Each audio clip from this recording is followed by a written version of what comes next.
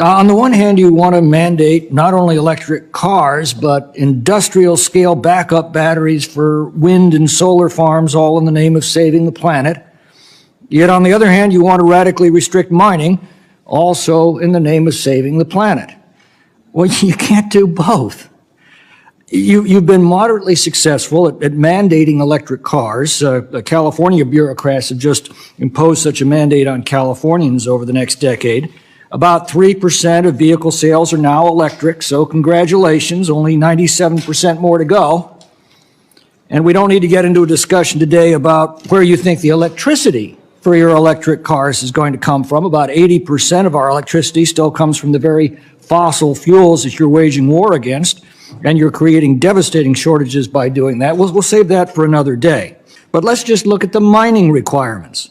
In order to meet your electric car mandates, specifically a 6-fold increase in demand over the next decade, we're going to need 384 additional graphite, lithium, nickel, and cobalt mines by 2035, according to industry forecasts. Expensive recycling mandates will only reduce this number to 336 new mines that we're going to need. In fact, according to the International Energy Agency, an electric car requires 6 times the mineral inputs of a comparable internal combustion vehicle, 6 times the mining to produce a comparable car. And of course, copper is a critical component in this technology, and copper is what you're trying to shut down in the matter before us today. If it is your contention that the mining required to produce electric cars is a threat to the environment, then you are also admitting that the electric cars that require it are a threat to the environment. Can't you see how foolish and self-destructive and absurdly contradictory these policies have become? And can't you see yet the damage that you're doing not only to the environment, but to people's lives?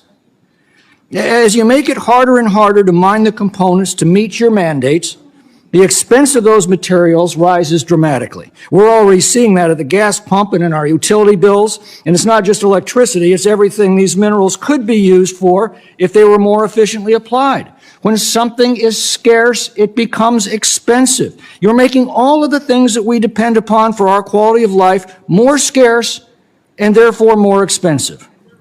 You're fixated on a 1-degree rise of global temperatures over the next century, but you couldn't care less that you're making it financially impossible for many people to heat their homes in sub-freezing winters.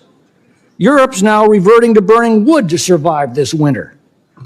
This is not going to end well for humanity, and it's not going to end well for your party as more and more people connect the dots between your policies and the conditions that they're now suffering. You need to stop this. The resolution before us will at least shed some light on the inexplicably absurd decision that your administration made to unilaterally thwart a bipartisan legislative act and to impede one of the most important copper mines in America. And frankly, you need this information more than we do, because maybe it will dissuade you from continuing with the childish fantasies and the self-destructive policies that you are going to be held accountable for, both by voters and by history.